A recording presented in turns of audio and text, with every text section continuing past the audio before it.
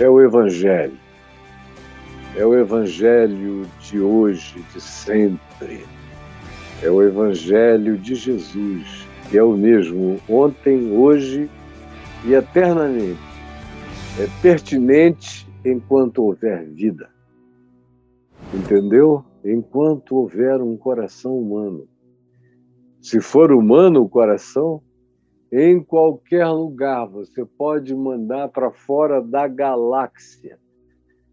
Mas se o coração for humano, haverá essa sede de Deus, esse suspiro por Deus. Porque Deus colocou a eternidade no nosso coração. Como disse há mais de 50 anos, há 60 anos mais ou menos, 50 e poucos anos, o escritor soviético, havia ainda a União Soviética, o Alexander Solzhenitsyn, ele disse que o mundo tem tantos centros quantos homens nele habitem, e que no coração de cada um desses homens há um vazio do tamanho de Deus. Do tamanho de Deus. E é a mais absoluta verdade, Alexander Solzhenitsyn, que já até partiu daqui, mas deixou algumas pérolas no livro Arquipélago Gulag, que eu li há muitos anos. Hoje em dia a maioria das pessoas nem sabem desses livros, mas ele já foi o livro de uma geração inteira. Há pouco menos de 50 anos, era um livro obrigatório, desses que a minha geração tinha que ler, tanto quanto tinha que ler também As Veias Abertas da América Latina. Tinha alguns textos obrigatórios na minha juventude, quando eu tinha por volta de uns 20 anos. Textos, livros densos e que faziam parte da recomendação acadêmica para qualquer pessoa querendo entender o mundo. Havia também a antítese disso, que era um livro em inglês chamado Against All Odds, e que era sobre a Revolução em Cuba e sobre os milhares e milhares e milhares de massacrados. Então, houve alguns livros de um lado e de outro do processo, como em relação à ideologia americana. Teve um livro que se tornou um must no início dos anos 80, que era o livro The Closing of the American Mind, e que é o fechamento da mente americana, que é um livro que está na vigência até o dia de hoje.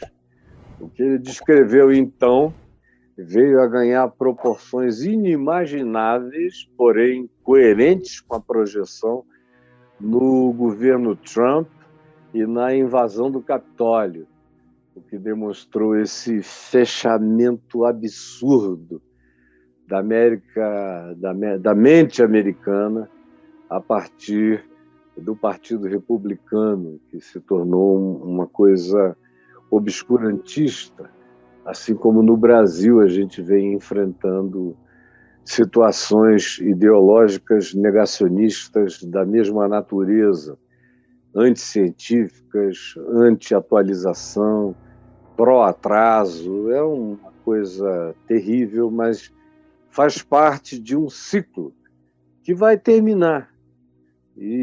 Mas, como todo ciclo, eles têm os seus intervalos geracionais e depois tem a sua tendência a voltar. Eu já assisti, no espaço da minha vida, tantos ciclos que eles não me impressionam. Eu já até consigo ver que quanto mais o tempo vai acelerando, com internet e avanços tecnológicos, diminuindo o espaço geracional. Antigamente uma geração tinha 40 anos, depois passou para 20, depois para 15, depois para 10, depois para 5. Hoje em dia, as gerações estão se renovando anualmente. Continua a haver coisas que atravessam algumas gerações, mas tudo passa com muito mais rapidez do que antigamente, de modo que se você não estiver olhando todo dia para o que está acontecendo, você perde coisas de uma natureza extremamente importante. Mas agora, meus queridos, uma aguinha do Rio Negro. E a gente vai continuar aonde nós paramos. Anteontem eu falei aqui em 2 Pedro sobre esse tema que está aí, a evolução do ser em Deus. Verso 3 ao verso 8. E eu iniciei dizendo que o objetivo de Pedro era compartilhar a certeza dessa fé preciosa na justificação, na justiça de Deus, que se manifestou em Cristo Jesus, o Salvador de todos nós, aquele que disse está pago, cumprido, está aplicado, sem retorno, em favor de todos os homens. A graça, a paz, que podem se multiplicar, o conhecimento experiencial de Deus que pode crescer. E aí nós lemos do verso 3 para frente, um pouquinho, onde ele diz, e eu recapitulo, visto como, pelo seu divino poder, nos têm sido doadas todas as coisas, pelo poder de Deus, a graça atua, trazendo doação, disponibilização de todas as coisas que conduzem, que levam, que encaminham, que projetam a gente para a verdadeira vida, para a experiência cotidiana de uma existência de piedade, de graça, de misericórdia, de compaixão, de justiça. Todas as coisas concernentes ao que Deus chame de vida, com a qualidade da vida segundo o Evangelho, segundo Jesus, e todas as coisas que você diz, eu queria crescer, eu queria aprender a ser generoso, piedoso, mas eu não consigo, é a minha herança familiar que é mais forte do que a promessa de Deus para a vida humana. Nem. Todas as coisas concernentes àquilo que possa ser qualificado como vida, segundo Deus, vida e vida em abundância, vida com qualidade eterna, vida com a qualidade do Evangelho, com a qualidade de Jesus, nos foram doados esse potencial para nos tornarmos isso. E o potencial eficaz da gente experimentar, praticar o significado, que sobre isso eu vou falar mais adiante, do que seja a piedade para a qual nós fomos chamados.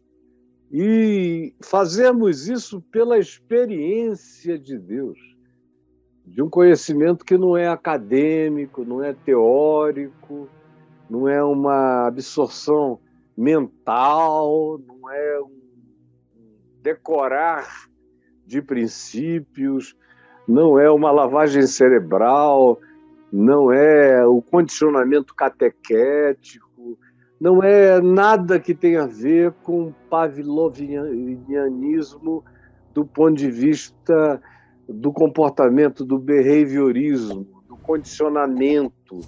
Não, é algo que nos invade, que nos constrange, que nos transforma de dentro para fora. É, de fato, uma doação, é uma graça, é um dom, dado carregando tudo o que eu preciso e que pode me conduzir a ter uma vida que Deus diga, meu filho, você deixou de ser um existente e passou a ser um ser vivente. E o que você está vivendo é o que eu chamo de piedade, que é a vida humana levada ao extremo da graça, do amor, através da experiência de Deus.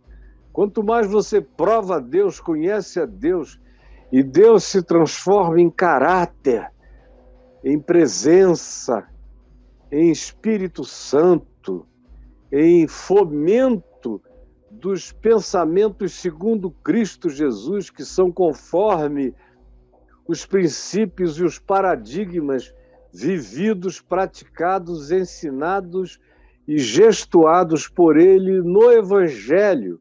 Jesus é o Evangelho é a descrição do caráter de Jesus, da pessoa de Jesus e do desejo absoluto de Jesus para com o que seja a vida humana.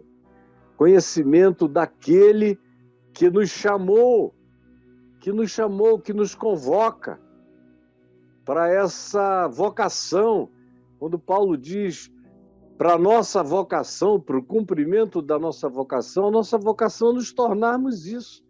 Temos essa vida segundo Cristo, temos um coração que carregue a piedade de Jesus e a experiência completa, crescente, do conhecimento de Deus como fato real provado por nós, que nos introduz nele e a gente experimenta nele a sua própria glória. A gente vai ficando cheio do gozo, da exultação, da alegria da vida eterna, cheios desse viver absolutamente contente, apesar das circunstâncias, um contentamento ultra e supra circunstancial que nos enche de Shekinah, de glória, de virtude, de poder, coisas pelas quais nos têm sido doadas as suas preciosas e muito grandes promessas que eu expliquei na terça-feira passada, tudo isso. Para que a finalidade é essa? Ele nos doa, ele faz isso e nos injeta e instila em nós uma existência e uma mente tomada de bom ânimo, um bom ânimo fundado, construído nas muito grandes promessas do Evangelho, de Jesus. Promessa de que o que o Pai me deu, eu dou a vocês. Assim como eu conheço o Pai, vocês vão conhecê-lo. Vocês farão as obras que eu faço e outras maiores farão, porque eu vou para junto do Pai. Tudo o que quiserdes, pedi ao Pai em meu nome, e Ele realizará para que a vossa alegria seja completa. É uma quantidade enorme de promessas de Jesus para quem crê. Eu vos dei autoridade sobre serpentes e escorpiões e sobre todo o poder do maligno, e nada absolutamente vos causará dano. E é o Evangelho inteiro. São essas muito grandes e preciosas promessas, pelas quais, através das quais, eu e você podemos absorver e nos tornarmos coparticipantes. Coparticipantes. Porque eu sou um animal mamífero que participo da natureza animal predatória, gulosa, mais gulosa do que a das feras, que comem, enchem a barriga, se sobrar comida, elas largam para as hienas, ou então arrastam a carcaça para um outro bando de semelhantes àquela própria fera, ou então simplesmente largam no campo as hienas, os abutres, animais menores vêm comer. Nós não. A gente bota no frigorífico por 1000 anos, mesmo que nunca mais coma aquilo. No entanto, essa é a nossa predatoriedade animal.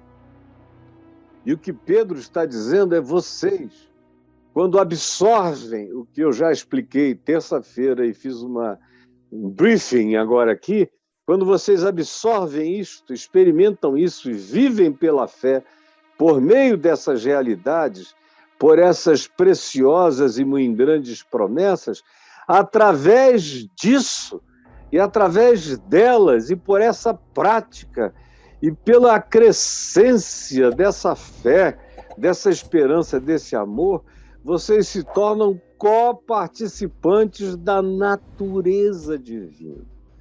Não da natureza animal, que continua em mim, e eu vou reduzindo-a, diminuindo-a, matando as tendências dela, fazendo-a jejuar, não alimentando-a, enquanto eu alimento essa outra dimensão da qual eu quero me tornar crescentemente coparticipante, que é da natureza de Deus, da natureza de Jesus, dos reflexos de Jesus, dos pensamentos naturais de Jesus, das respostas de Jesus, das interpretações de Jesus, das emoções de Jesus, das escolhas de Jesus, do ser de Jesus. Isso é me tornar coparticipante da natureza divina, livrando-me e livrando-nos assim dessa realidade intrínseca da nossa natureza animal e corrupta, constituída de paixões, de todas elas, de todas as vaidades vendidas como necessidades existencialmente apaixonantes, sem as quais a nossa vida supostamente não se completa nem se realiza. E enquanto a gente busca essas coisas, a gente vai ficando distante da coparticipação da natureza divina. Então, isso eu disse a cada um dos que estavam aqui na terça-feira. E agora eu prossigo, não antes sem checar que horas são. Eu ainda tenho mais alguns minutos para explicar o que nosso último papo de graça na terça passada, eu não tive tempo para continuar. Aí o verso 5 continua, depois dessa introdução, ele continua dizendo, por isso mesmo, ou seja, é uma conexão lógica, consequencial. Por causa do que eu disse até aqui, e eu espero que todos vocês tenham entendido, ele escreveu em poucas palavras, e eu venho desde terça-feira explicando com muitas palavras. E hoje eu fiz um resumo que em si já é muitas vezes mais claro do que o que Pedro disse com as poucas palavras nítidas, claras, lógicas para quem conhece minimamente o espírito do Evangelho e da mensagem de Jesus, de modo que ninguém que chegou aqui hoje e não me ouviu na terça pode dizer que não sabe o contexto. Sabe sim. E agora vem a sequência, as implicações. Por isso mesmo, por causa exatamente disso, e aí você escolhe se você quer isso, quer ser coparticipante da natureza divina, quer pular de cabeça na Shekinah, na glória, quer ser carregado por essa piedade e cheio dessa virtude e tomado por esse caráter, por essa capacidade de responder à vida segundo Deus, pela qualificação da existência nova que você recebeu através do conhecimento experiencial de Deus em você. Mais uma vez, um resumo. Aí ele diz, por isso mesmo. Porque isso é realidade, porque nos foram doadas.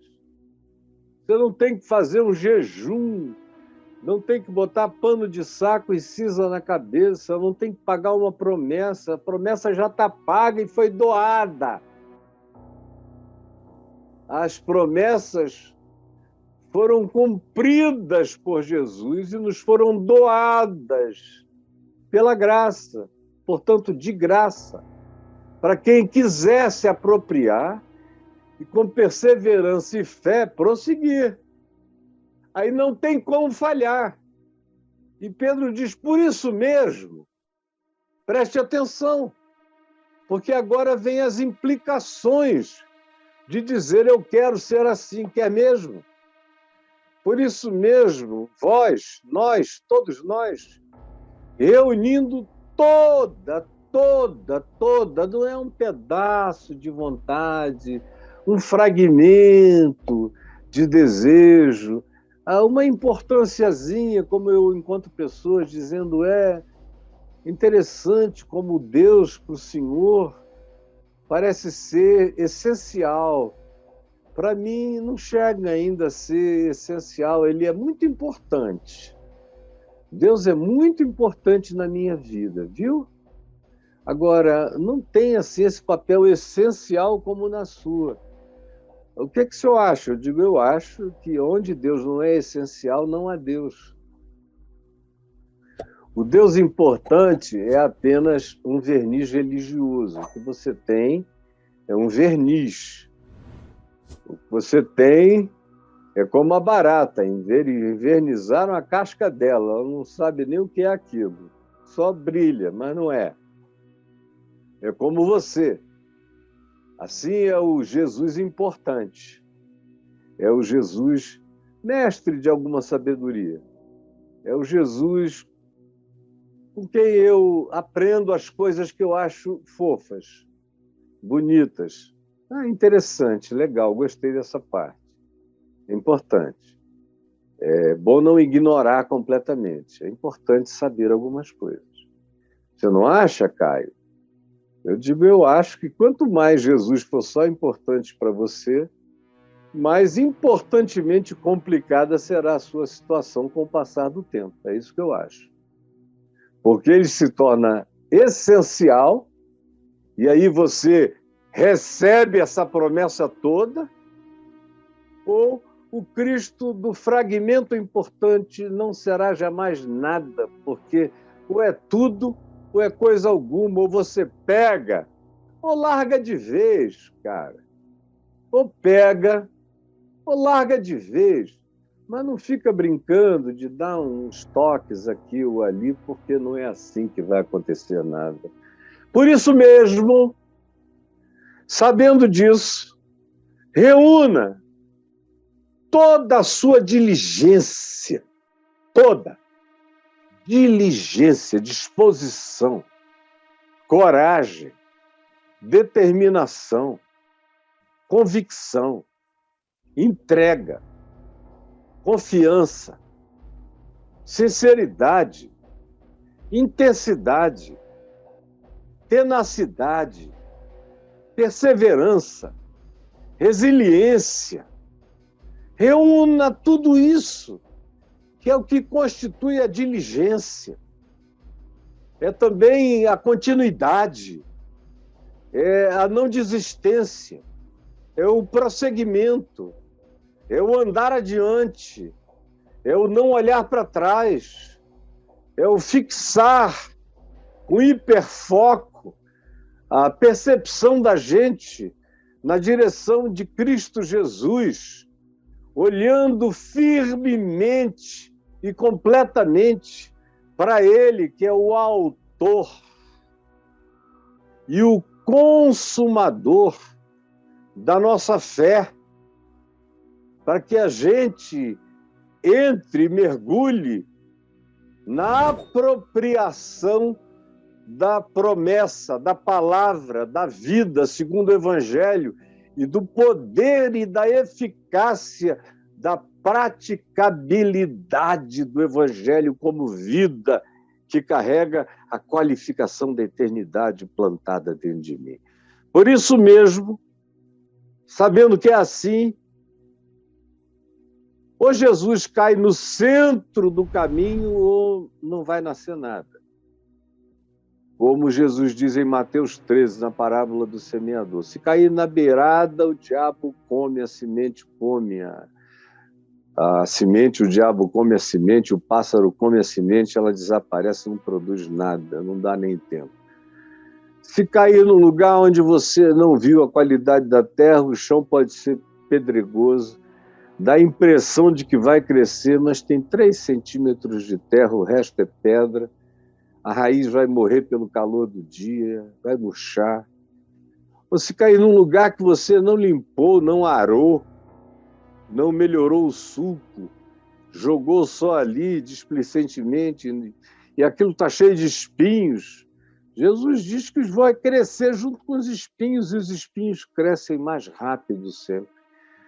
Crescem e sufocam a semente da vida, e ela não tem oxigênio para atravessar a sombra dos espinheiros na tua alma, na tua vida.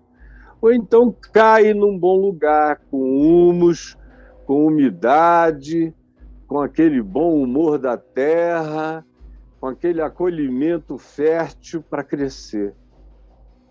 Agora, para que seja assim, é preciso que a condição sine qua non seja a reunião, o arregimentamento de tudo que eu chame de força, de diligência, de vontade, de determinação, de convicção, de coragem em mim. Eu preciso reunir isso. É a escolha das escolhas. Não é mais uma escolha, não é uma tentativa. Como eu disse, ou você pega ou você larga de vez. Mas não dá para ficar fazendo de conta. Jesus disse, é Jesus quem disse, que aquele que bota a mão no arado, que é o Evangelho, e fica olhando para trás, ou as alternativas, ele diz, esse não é digno do reino de Deus. Larga tudo, filho, porque não está adiantando nada. No Evangelho você patola. Como a gente diz no jiu-jitsu, você joga junto, gudunha, joga apertado, não deixa espaço, não deixa folga. Faz isso com toda a diligência. E aí iniciam os processos associativos, com toda a diligência, com toda a disposição, com toda a tenacidade, com toda a coragem, com todo exercício de não claudicância, de completamente nada de tergiversação, de dúvida. Ao contrário, reunindo tudo que eu possa chamar de eu em mim, tudo aquilo que eu possa chamar de determinação, de volição, de escolha em mim, devo fazer toda a força. Não é uma força carnal, é a força de uma escolha de entrega mental, psíquica, espiritual e de atitude e de comportamento e de desejo de ser. É isso que eu tenho que reunir com toda a diligência. E aí, uma vez que eu faça isso, Pedro começa a dizer quais são os processos associativos que eu devo desenvolver. Fez isso, chegou nesse ponto, botou o pé nesse nível, nesse primeiro degrau. Lembra que no primeiro dia, na terça-feira, eu usei como metáfora aquela imagem do degrau subindo na direção do céu, sem corrimão nem de um lado nem do outro. Só sobe naquela escada branca que eu mostrei na terça-feira quem tiver coragem. Porque não tem muleta, não tem corrimão, não tem que ter determinação, vontade. Tem que, em outras palavras, reunir toda a diligência, toda a vontade. Botou o pé nesse primeiro piso aí, primeiro degrau. Qual é o primeiro degrau? Ele diz, o primeiro degrau é a fé. Fé. Esse é o primeiro degrau. Agora olha aqui para mim. depois você vê mais da escada. Olha aqui para mim. Fé é o primeiro degrau. Aí você pergunta, tá bom, Caio, mas o que é fé? Bom, em Hebreus 11:1, é o texto clássico, está descrita a fé na perspectiva quase natural.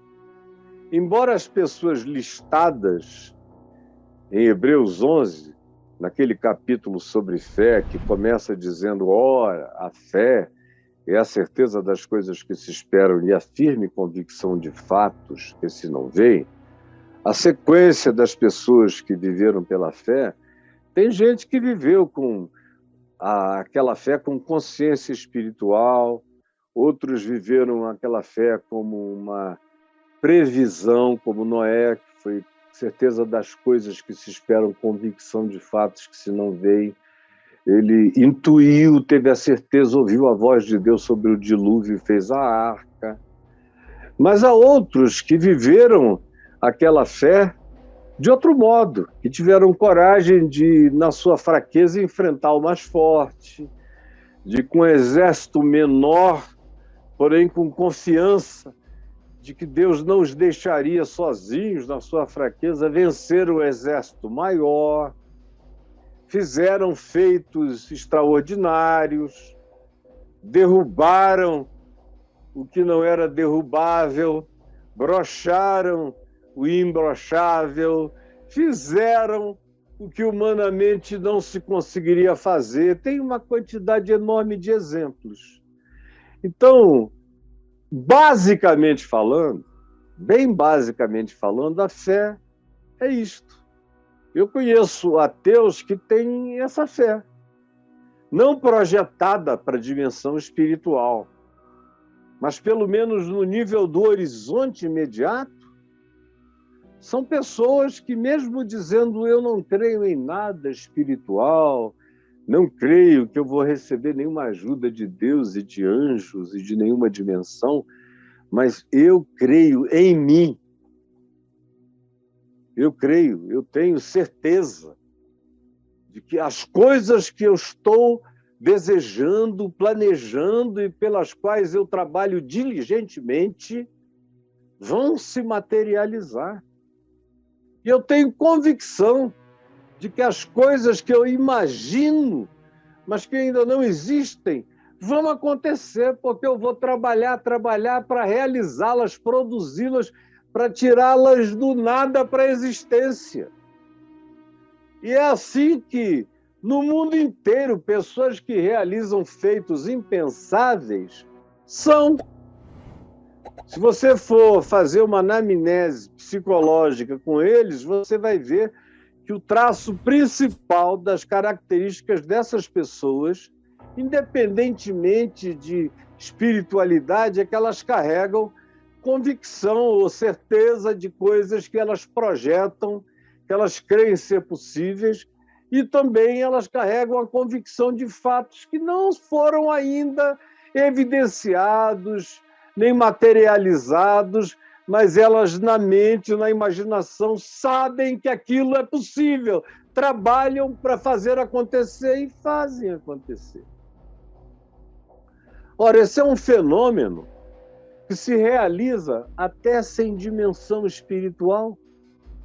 Eu tenho dito muitas vezes que um ateu com bom ânimo e com projeções de perspectiva esperançosa para a vida, vai se dar infinitamente melhor na existência do que um crente negativo, pessimista, vacilante, claudicante, duvidoso, cheio de mudanças mentais, não sabe se é ou se não é, se vai por aqui ou se vai por ali.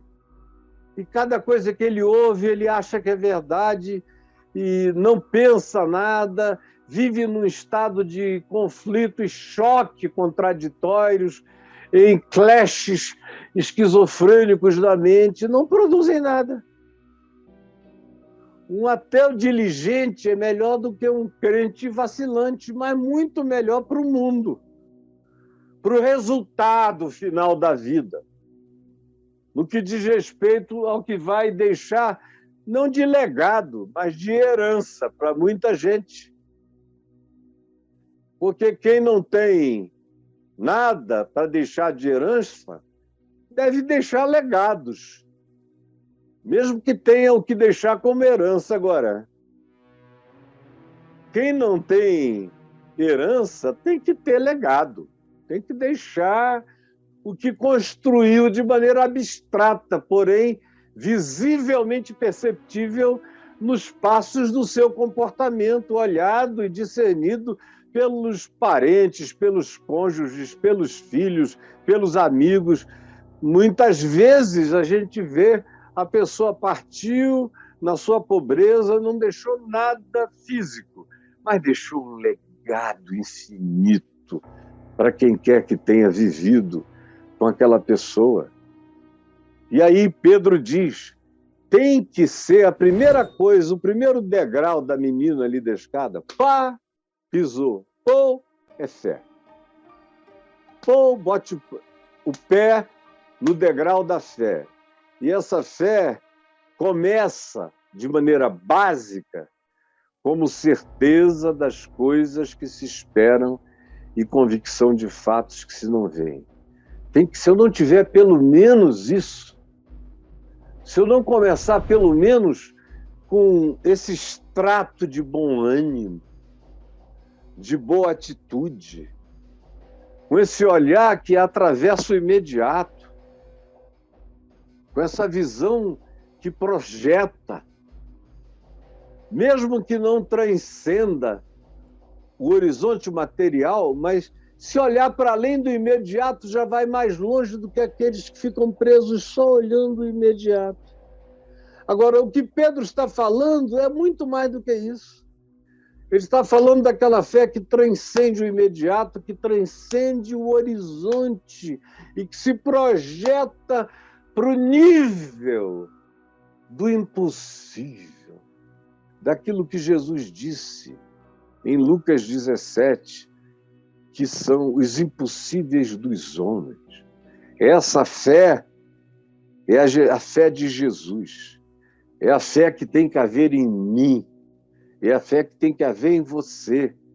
Ela tem que aprender e tem que transcender o imediato, tem que transcender as circunstâncias, tem que transcender a tribulação, tem que transcender o impossível, tem que transcender aquilo que seja a determinação da palavra final da ciência dos humanos. Eu vou com a ciência até onde a ciência vai, mas a ciência não determina as minhas fronteiras. Eu vou para muito além do que a ciência já alcançou, sabendo eu que um dia a ciência, quando se tornar mais madura, vai alcançar o que pela fé eu já vivo e experimento e sei. Sei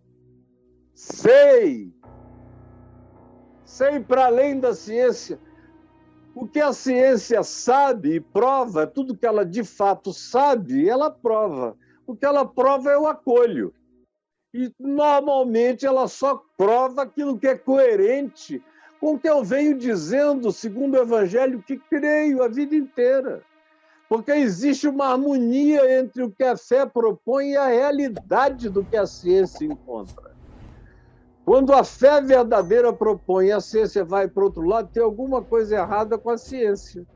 Por outro lado, quando a ciência comprova, mas a fé está num outro lado antagônico, o que eu estou chamando de fé não é a verdadeira fé, é uma crença religiosa.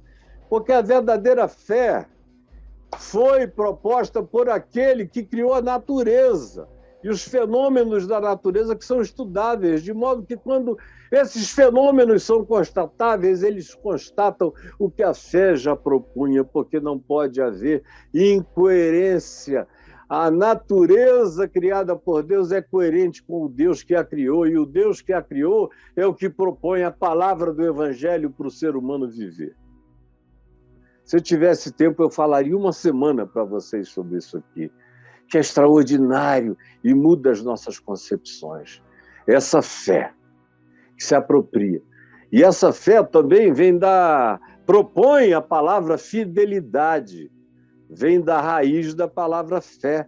Quem tem fé também aprende a coerência, também aprende a andar no caminho da fé. A fé tem um caminho, a fé tem um modo de ser, a fé tem um modus operandi, a fé tem um comportamento, a fé tem uma atitude, a fé tem um olhar, a fé tem uma interpretação, a fé tem propostas, a fé sabe para onde vai, mesmo quando ainda não está vendo aquilo que já enxergou, sem que ainda exista diante do nosso olhar. A primeira associação que eu devo fazer à minha disposição, a toda a diligência do meu ser, é essa fé. Sem essa fé, eu não tenho nem o primeiro degrau para subir.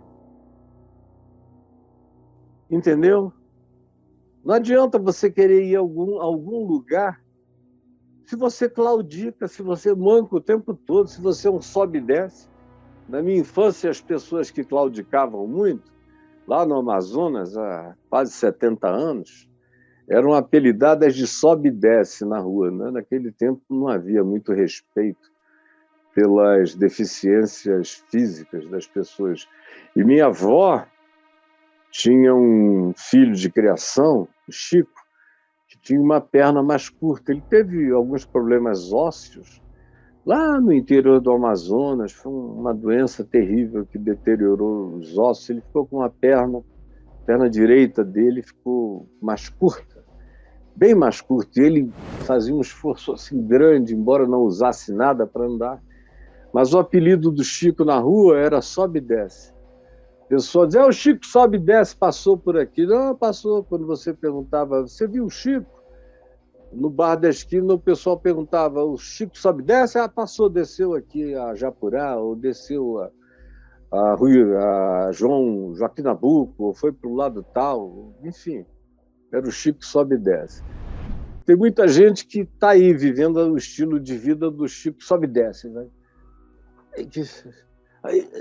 Nunca vai, não tem um andar coerente, equilibrado, constante, seguro, adiante. É o tempo todo atrás, checando, é dúvida, perguntas, coisas que já deviam ter ficado lá na infância da fé, que as pessoas trazem todo dia. Se não puser o pé nesse primeiro chão, meu filho, nesse batente da escada na direção do céu, não tem prosseguimento. Não tem. Não adianta tentar, porque você não vai a lugar nenhum.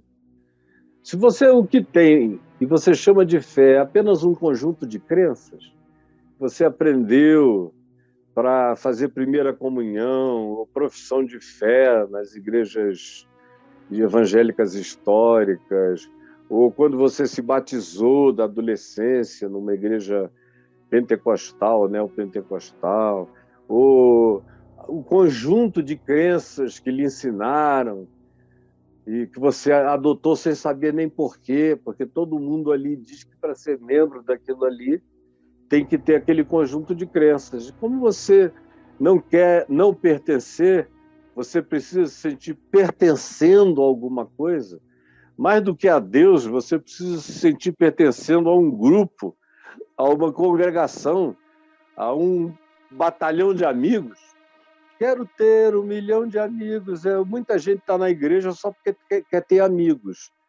E enquanto você for igual a eles, enquanto você não for diferente deles, eles vão dizer, vamos cantar juntos, orar juntos, subir um monte juntos, fazer não sei o que juntos, eles vão te convidar. No dia que você se diferenciar um pouquinho deles, eles vão te abandonar. Mas tem gente que chama até a frequência ao culto de fé.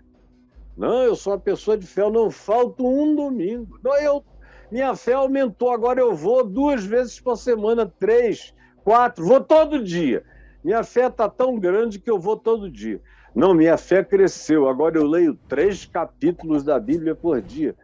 Não, cara, o teu condicionamento, o pavlovianismo das suas crenças aumentou, mas fé tem nada a ver com isso. Fé existe você conhecendo Bíblia ou não conhecendo Bíblia, conhecendo religião ou sem religião. A verdadeira fé habita o coração, inexplicavelmente, de pessoas que muitas vezes não receberam nem informação. Mas houve uma eclosão, uma geração espontânea, que foi obra da emulação do Espírito Santo, falando com a gente, nos pensamentos, no segredo da alma, nos sonhos, nas interpretações dos fatos da vida. A vida vai começando a juntar os pedaços. De repente, você construiu dentro de você, ou foi construído dentro de você, um elemento humanamente alienígena, mas que coloca e que pulsa em você como uma pulsão de fé, para além das crenças humanas, uma esperança que não morre, uma certeza inabatível, dom de Deus. Como diz Pedro, foram doadas todas essas graças para quem quiser se apossar delas diligentemente. Fé é o primeiro passo. Aí Pedro prossegue e diz: uma vez que você constata, se apropria, alimenta essa fé no seu coração, associe essa fé à virtude. Aí você diz, bom, o que é virtude? A virtude aparece aqui na coerência do ensino do Novo Testamento. É que Jesus é que nos ensinou que a fé sem obras é morta. Ele ensinou no Evangelho todo, não como uma frase, a fé sem obras é morta. Não como a frase, mas com histórias e histórias e demonstrações sobre o que era a crença falsa e o que era a fé verdadeira. O publicano vai orar batendo no peito, chorando, pedindo perdão. Jesus disse, olha, essa é a fé verdadeira. O fariseu vai orar cheio de alta exaltação, eu sou melhor, eu jejuo, eu faço isso, eu faço aquilo. Jesus disse, essa é uma crença inócua. Isso é só um combo religioso que não leva a nada. Mas esse outro aqui, esse pecador quebrantado, vai descer para casa justificado e perdoado. Essa é a verdadeira fé. Ele contou várias histórias. Um homem caído, Lucas 10. O sacerdote passa por cima, o levita pula, finge que não vê, ninguém vê, a religião não vê, as crenças não enxergam a dor humana. Aí passa um samaritano, que não tem crenças organizadas, cujas doutrinas eram consideradas heréticas. É tudo isso, cuja história era não recomendada, que não tinha pedigree de acordo com as exigências genéticas arianas dos sionistas religiosos dos dias de Jesus, que glorificavam o templo, a cidade de Jerusalém, as pedras, as construções, a herança de Abraão, tudo isso para o que Jesus não deu importância. E isso eram crenças, mas que Jesus não tratou como fé. Ele passou por cima desse pessoal, dizendo, olha, se vocês não crerem, todos vocês igualmente se perecerão. Se não houver o sinal do arrependimento, da metanoia, todos vocês perecerão. A coerência do Novo Testamento é essa. Paulo não diz em lugar nenhum a fé sem obras é morta, mas ele diz em cartas inteiras que a fé tem que se fazer seguir de obediência, de atitude, de comportamento, de concreções. E é o apóstolo Tiago, irmão de Jesus, que faz essa fórmula. Quando ele diz: mostra-me a tua fé, o que você chama de fé, que na realidade são só as suas crenças, sem a prática das obras do Evangelho, do amor, da misericórdia, da justiça, da fidelidade, do domínio próprio, da longanimidade.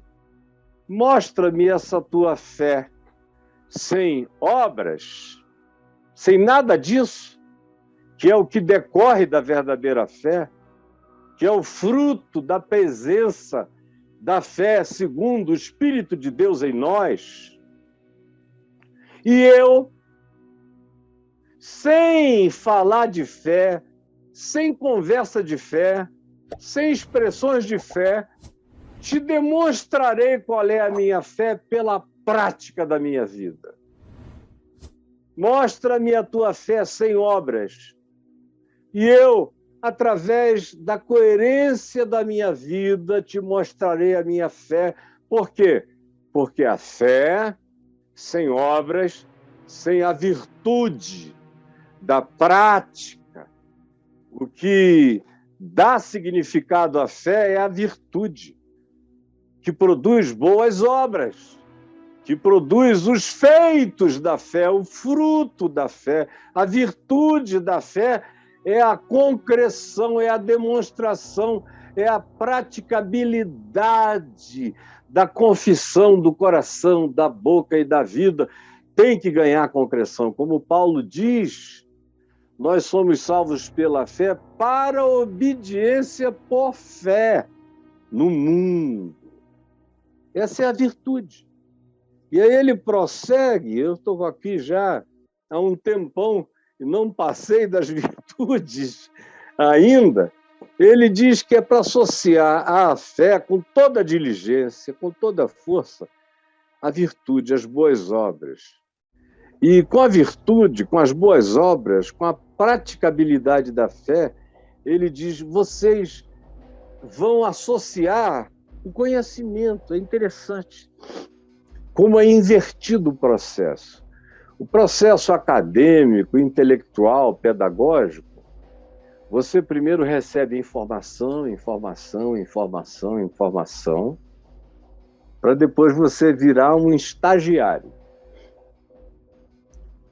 Dependendo da sua faculdade, você não vai ser estagiário jamais.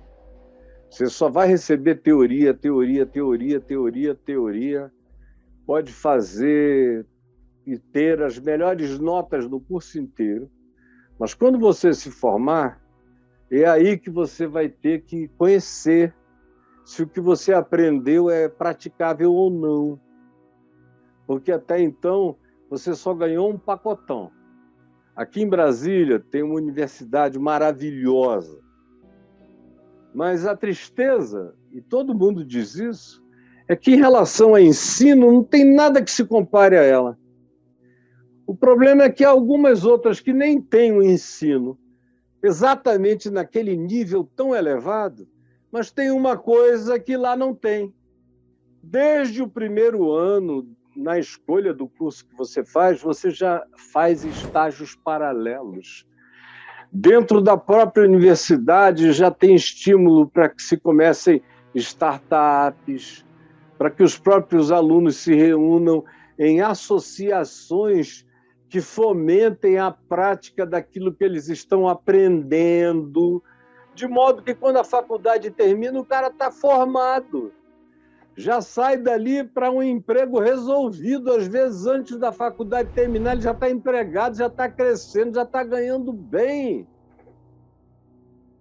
Porque a fé tem que diligentemente ser associada às obras, à prática, porque é só mediante a prática, no Evangelho, é que você adquire o conhecimento, porque o conhecimento pedagógico do ensino humano começa com a informação.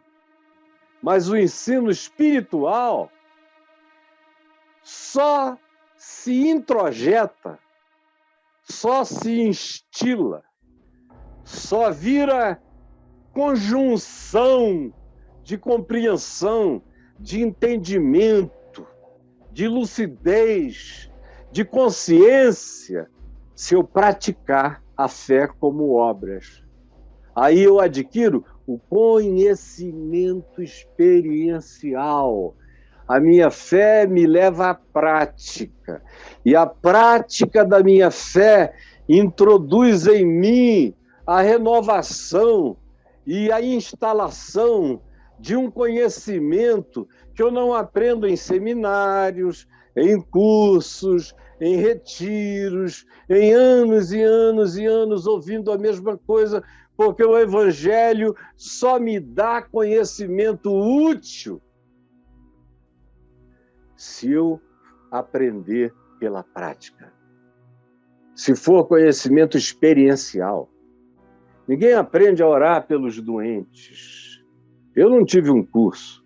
Meu pai não botou um manequim na minha frente, se meu filho impõe as mãos e repreenda a doença, a enfermidade, o demônio, isso, aquilo. Não. Me jogou na rua.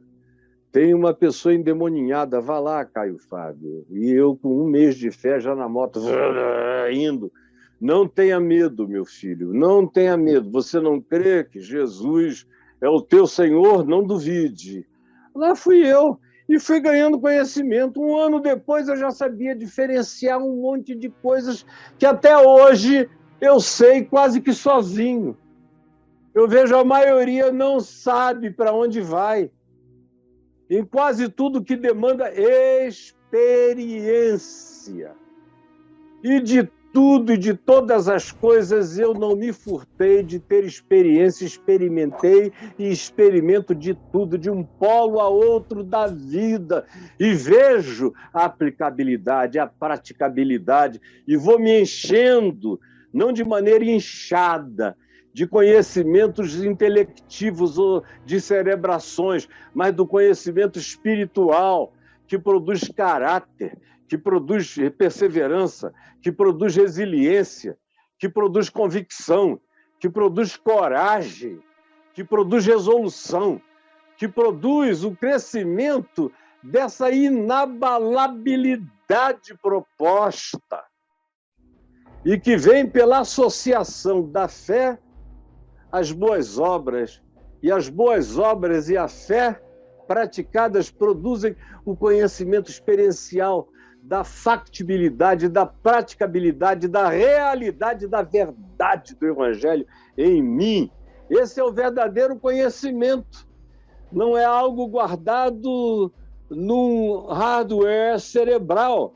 É algo que penetra todas as células do meu corpo, que vira informação essencial e visceral no meu ser.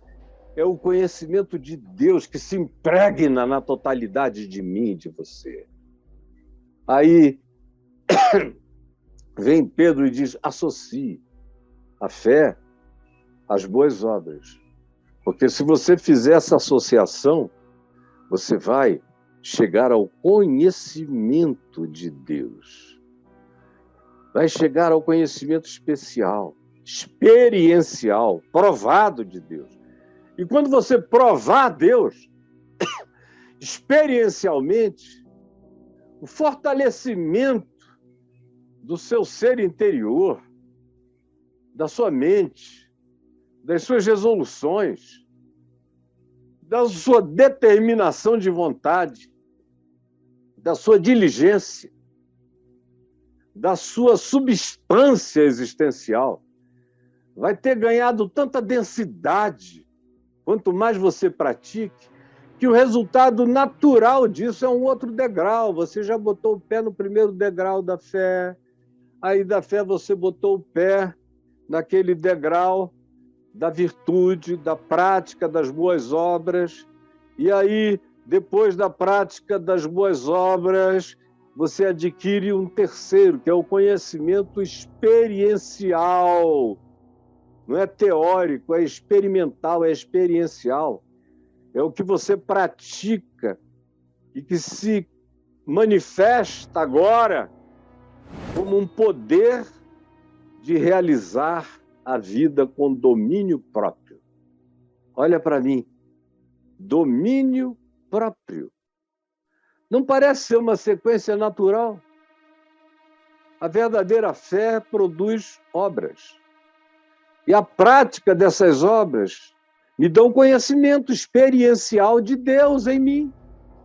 E o conhecimento experiencial de Deus em mim me leva, me conduz inevitavelmente ao domínio próprio. Eu cresci o bastante para saber que não tem nada acerca do que eu possa dizer: "Oh, Jesus, me perdoa, mas foi mais forte do que eu". Quando você chega nesse nível, você desaprende essa otarice, essa idiotice, essa mentira, esse auto-engano. Porque é mentira. Porque não é verdade. Eu faço porque eu quero. Porque eu não aguentei o desejo. Porque eu quis coroar o meu capricho. Foi por isso que eu cedi. Porque eu olhei e falei: não, eu nunca comi nada tão gostoso nem tão gostosa. Eu não posso deixar isso faltar no meu currículo. Não, eu nunca tive uma grana desse tamanho. Ninguém está vendo, eu vou tomar posse, vou ser muito cuidadoso, mas não vou perder essa chance. É maior do que eu. Eu nunca tinha tido uma chance dessa. Meu Deus, eu vou conseguir dizer não para algo tão maior do que eu? Claro que não. Mas é claro que sim, porque isso tudo não passa apenas de auto-engano, mentira, de capricho, transformado em imperativos inaguentáveis. Tudo mentira. Porque quem quer ter domínio próprio, tem. Quem quer que, tendo fé, segundo a descrição que você ouviu de mim, que pratica virtude, as obras, o fruto da fé, o fruto do Espírito, o fruto da consciência, e aí experimenta Deus como factibilidade para a vida, as preciosas promessas, a plenitude de tudo que Deus chama de vida e virtude, me são doados, estão presentes em mim, e eu sei disso. Eu exerço o domínio próprio daí em diante com naturalidade. É uma delícia, mas eu tenho o poder de sacudir a cabeça com esse movimento, não. Me provocou, eu sei que eu sou mais forte, podia cobrir de cacete, arrebentar esse idiota, mas não vou fazer isso. Para quê? Por quê? Para quê? Para provar isso para quem? Deixa ele brigar com o vento sozinho, ficar rouco, perder a voz de tanto me xingar. Eu vou andar no meu caminho. Por quê? Que eu vou sair do sério. Por que o coro de uma quantidade enorme de pessoas falando mentiras a meu respeito vai ter que demandar de mim uma resposta repetitiva, todo dia, toda hora, o tempo todo, me explicando. Por quê? Isso é o que eles pensam, eu sei que não sou isso. Que a história explique para eles, ou que eles tropecem na própria mentira deles. Mas eu não vou ter que me defender para provar quem eu sou. Eu provo quem eu sou através da fé, da virtude e da experiência do conhecimento de Deus nas práticas da minha vida. E através do domínio próprio, que é o que me dá a capacidade de dizer não para todas as provocações interiores e exteriores que me cheguem cobrando de mim uma resposta que, se eu der, só me afasta da fé, da virtude e do conhecimento genuíno de Deus. Por isso essa história de dizer eu não aguentei é mentira, minha filha, é mentira, meu filho. Você quis ceder. Porque quando a gente decide não ceder, não tem diabo, não tem força, não tem estética, não tem sedução, não tem voz gostosa, não tem grana, não tem alternativa, não tem sedução de natureza alguma que me tire do meu próprio caminho. Por isso é que o nome da palavra é tentação, não é concreção. Vai virar uma concreção se eu quiser. Mas se eu decidir dizer obrigado, não, aqui não, arreda, sai, vai, eu não vou pular, vou descer de escada. Se eu fizer como Jesus me ensinou, eu emudeço todos os demônios e forças perversas da minha natureza animal e predatória, qualquer coisa. Quando eu vou me inclinando, como Paulo diz em Romanos 8, na direção da vida e da incorruptibilidade, todo dia me inclinando, todo dia me inclinando, na direção da vida e da incorruptibilidade, eu vou determinando as minhas tendências. E o domínio próprio passa a ser natural, mas tem que ser praticável. Agora, o domínio próprio prossegue, eu boto o pé em mais um nível.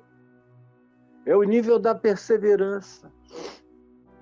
Quem vem da fé, com a prática de boas obras, da virtude da fé, que adquire conhecimento experiencial de Deus, e por cuja conjunção ganha poder de dizer sim, dizer não, só para aquilo que constrói a vida, porque tem domínio próprio para dizer não ao que não convém, domínio próprio para dizer sim ao que convém, mesmo que desagrade o mundo inteiro, mas se for verdade do Evangelho, é nela que eu andarei, mesmo que seja contra a multidão da terra, eu não deixarei de prosseguir na minha perseverança, coerência, tenacidade, coragem, disposição, porque eu reuni com a minha diligência toda, todo esse volume de graça dadas, doadas, como dom gratuito de Deus, em favor daqueles que querem viver uma vida qualificada em Deus, cheia de toda a virtude dos céus na existência e na prática da gente nesse mundo. Domínio próprio bota você com o pé no degrau da perseverança. É uma escala a mais. Mais um passinho. Fé, boas obras, conhecimento experiencial de Deus, domínio próprio, todas essas coisas que vêm nessa sequência lógica que o domínio próprio produz. Perseverança. Decisão de eu vou adiante. Eu só estou começando. Pela perseverança, nada mais vai me parar. Eu vou chegar até o fim. Eu sei que vou.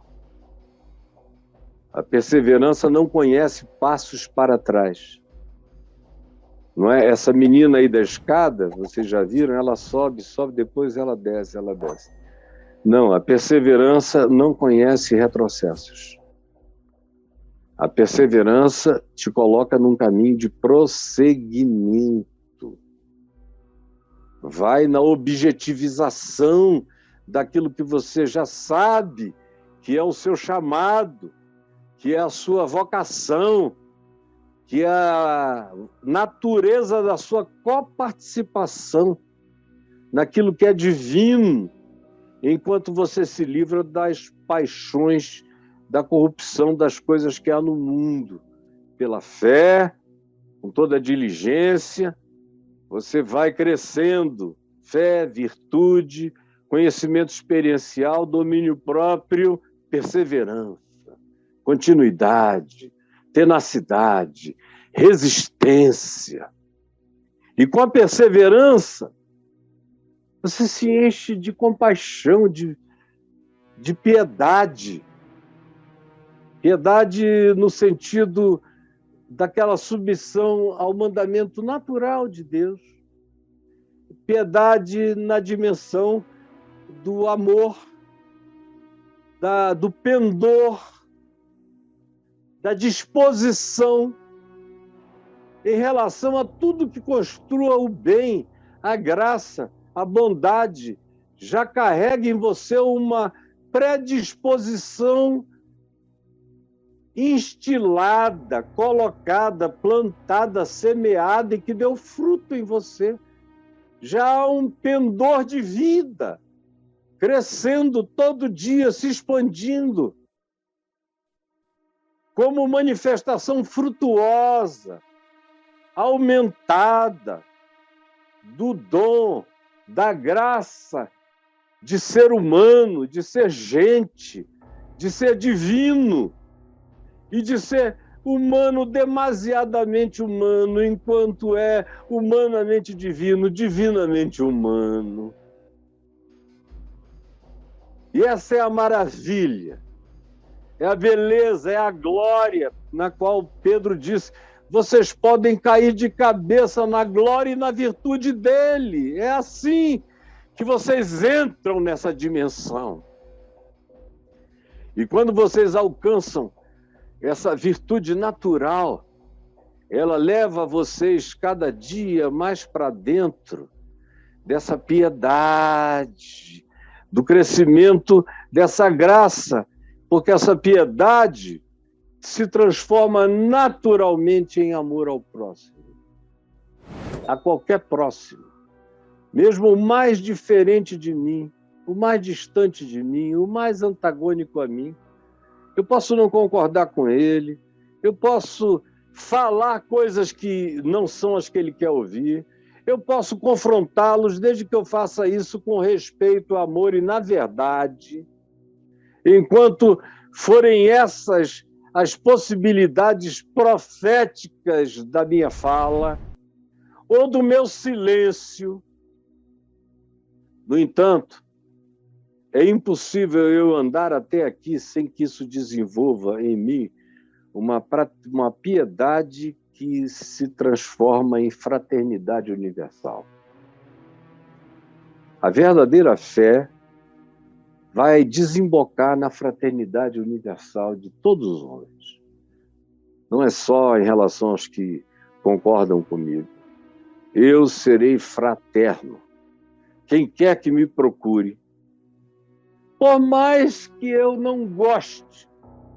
Tem algumas pessoas em relação às quais eu devo dizer que eu não gosto de quem elas são, do que elas fazem, do que elas propõem, de como elas vivem, do que elas advogam. Eu aborreço tudo isso, embora as ame sem gostar delas, porque amor é uma decisão, é uma escolha.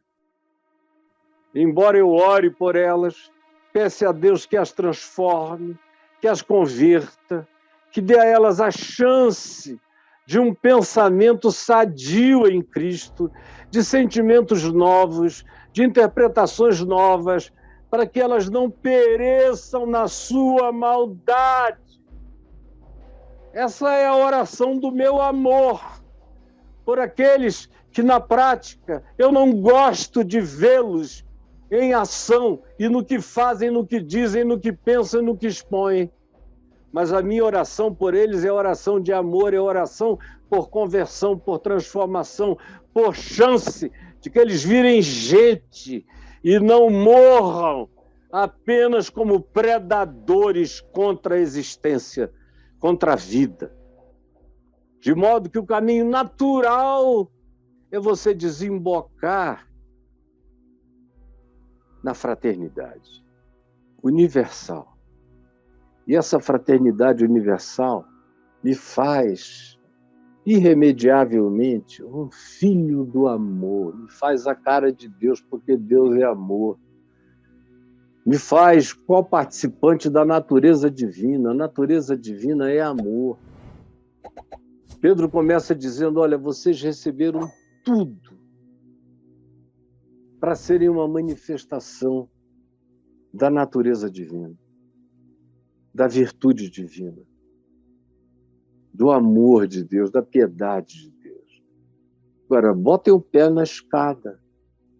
Botem o pé na escada e comecem a fé, boas obras, conhecimento experiencial de Deus, que vai conduzir você nessa mesma sequência a tudo aquilo que você ouviu aqui.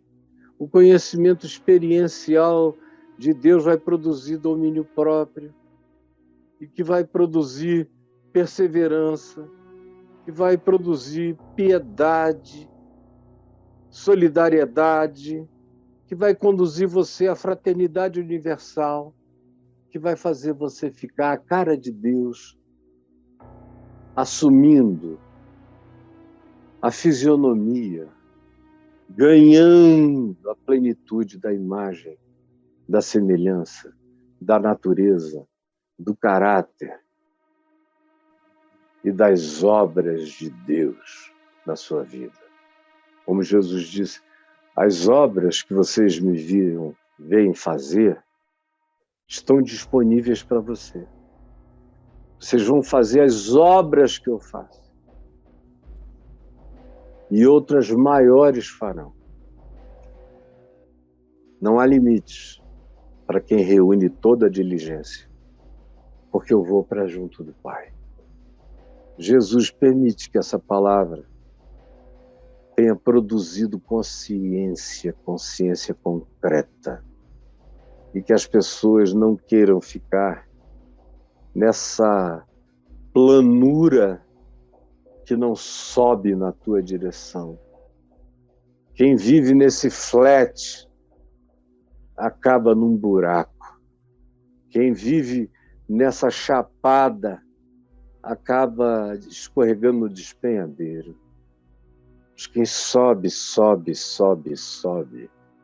seguro e se assenta num lugar de graça, de glória, no colo do amor de Deus, onde existe toda a paz, toda a segurança, todo o poder, toda a virtude, toda a graça, toda a intimidade e toda a alegria da presença de Deus em nós.